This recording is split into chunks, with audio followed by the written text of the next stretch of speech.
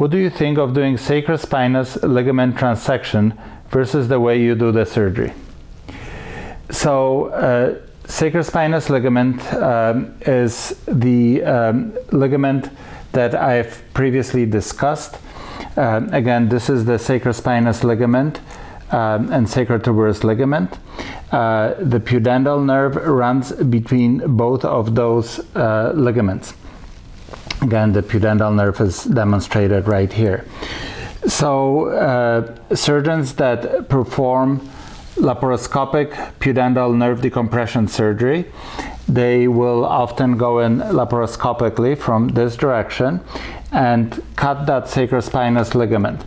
And because they are limited in how much of the nerve they can see laparoscopically, that's often, I'm not saying everyone, but that's often all they do is cut that ligament.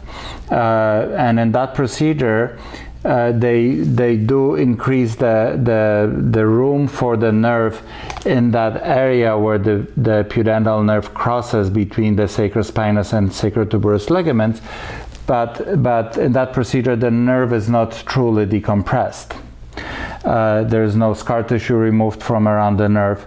The nerve is not wrapped in the nerve wrap, which prevents the further scarring of the nerve.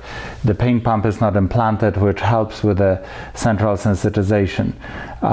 In cases where the space between the sacrospinous and the sacrotuberous ligaments is tight, this procedure will help. But we don't know that.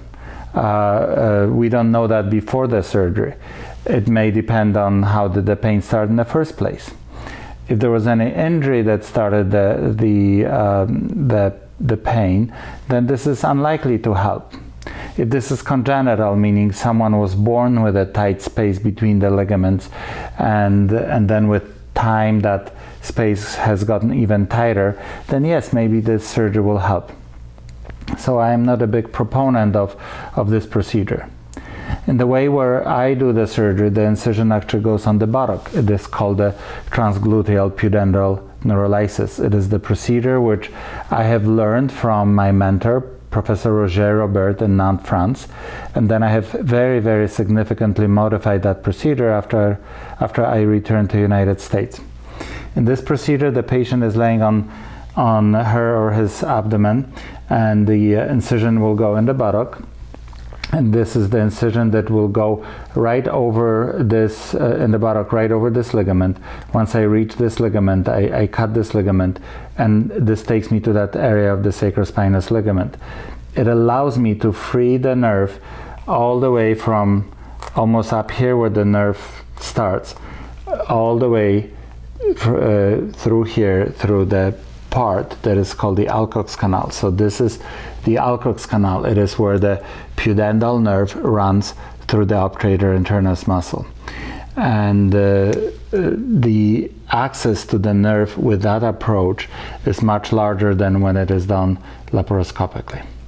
In this procedure, I also cut the sacrospinous ligament, but this is just a small last part of the pudendal nerve decompression surgery. There's much more that happens in this surgery than just cutting the sacrospinous ligament.